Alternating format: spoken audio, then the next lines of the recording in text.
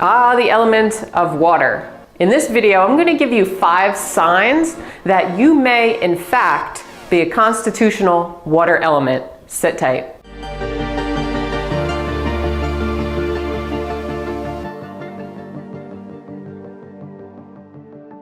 Welcome back to another video. My name is Jen Palco. Today, I'm going to give you some signs about water and some things to look out for if you're wondering maybe, okay, what's my dominant primary element? What's my weaker element? All kinds of stuff. If you're not familiar with the 5 elements, I've done a bunch of other videos on them.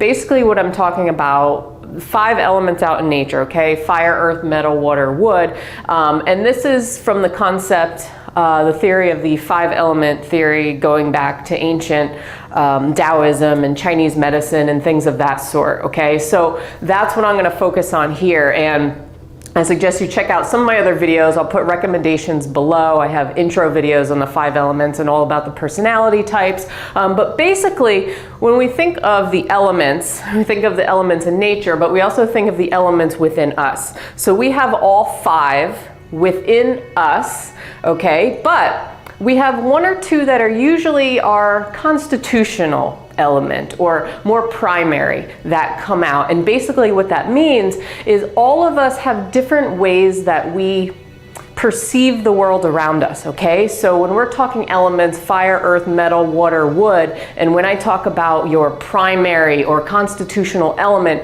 it's basically your filter on the world, because all of us are very unique, right? So each element type has different traits, personality traits, or physical symptoms that may come out that are very unique to us, okay, in that particular element. And that shows whether we have a strong element of that type within us, as opposed to weaker ones that we don't, okay? So today we're gonna focus on water, and I'm gonna give you 5 key signs all about water, okay? Number 1, sign that you may have strong water within you, or it may be one of your dominant elements, is that you're naturally a deep thinker. Some people may call you mysterious or find you to be an enigma, okay? So you may, in conversation, as a water element constitution, or it being your primary, you're not overly dramatic, you're not wearing your heart on your sleeve. People don't necessarily know what you're thinking, okay? You are in your head a lot, all right? You like learning, you like intelligence. Some will say, the water element are wise beyond their years. So you may not notice it, but other people may notice that there's some kind of, like, you always have sage advice for people. Like it's almost like you're an old soul in a way, okay? And that goes to that deep philosophical level of the water element. It's almost like the depths of the ocean, all right? So number 1, you are just naturally a deep thinker. You like to think, you like to go within, all right? So when you think of water, it's very yin element. Number 2, you need a lot of R&R, rest and recharge, as opposed to maybe other element types.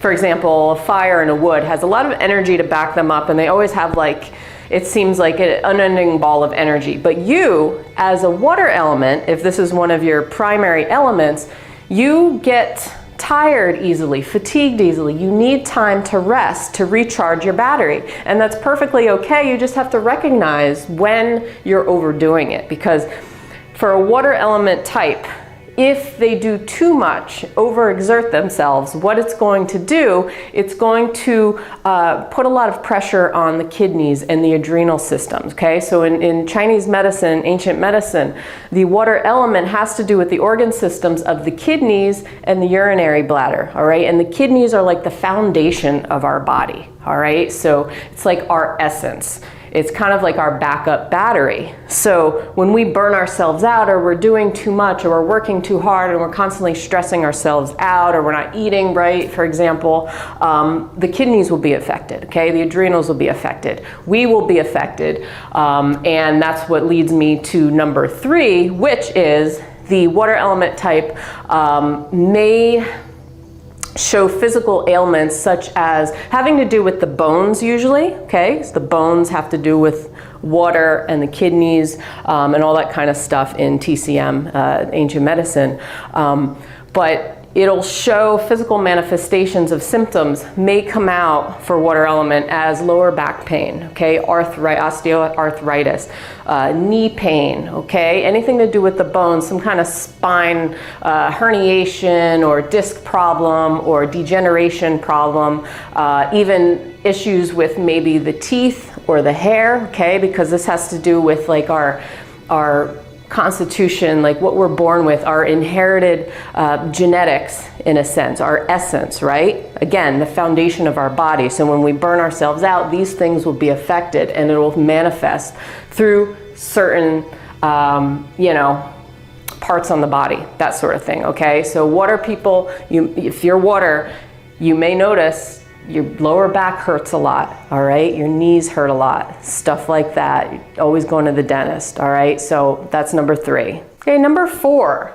you tend to crave salt a lot, okay? Salt over sweet. So if you crave sweet, that's more like earth element type. Craving salt could be a deficiency in the water element, but it can also show that this is one of your constitutional elements, and that's why you always need it in a certain sense, or crave it, okay? Potato chips or seaweed or things like that, okay, to help balance out this element. So yeah, from a dietary perspective, actually adding more salt into the diet can help, you know, boost your water. And number 5, sign that you may have water as one of your primary elements is you are kind of a two-parter here. You're a great secret keeper. Again, you can go deep and you can really like hold on to things and not reveal anything, and people think you're mysterious and don't know what's going on with you. But also, you always need to feel safe, okay? That is kind of like your life theme, is that needing to feel safe. And, you know, water at a balance can be in states of fear and too much isolation, okay? So if this is your constitutional, one of your primary elements, you have a tendency to be stuck in states of fear, okay? It can paralyze you in some cases. That's just the emotion that is associated with it. So all of the elements have a particular emotion that is associated with it, meaning that under levels of stress, okay, and being overwhelmed in life, that particular emotion may come out over others, okay? In the case of water, it's fear. Okay, so a water person can be paralyzed by fear or feel really stuck in fear, frozen in fear, not go out of their house, okay? And that shows that there's an imbalance somewhere, but it also shows that this may be one of your primaries, and that's just the emotion that tends to come out over others, okay? So you tend to retreat under stress, as opposed to feeling angry, which would be more like wood element, okay? Wood element is just gonna project anger out of balance. Water is gonna retreat more and go into more states of isolation, okay? So I hope this was helpful for you. Obviously, it's not everything about the elements. Like I said, we have all 5 within us, so we're not just one, and that's kind of what I wanna clarify, and I'm gonna repeat it in every single video because I think it's important to know, even though it's a good way of finding out more about yourself, knowing which are your primary elements. Just understand that all of your elements will come out at different periods in your life, but you may see that you have a particular perspective or filter on the world based on your inherent constitutional element, okay? 1 or 2 that are stronger for you, maybe since birth or throughout your life, or whatever you're noticing right now, okay? How you're filtering things.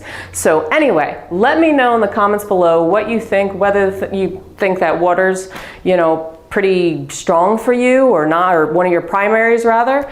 And subscribe, put out new videos every single week for you on all kinds of stuff. And until next time, peace out.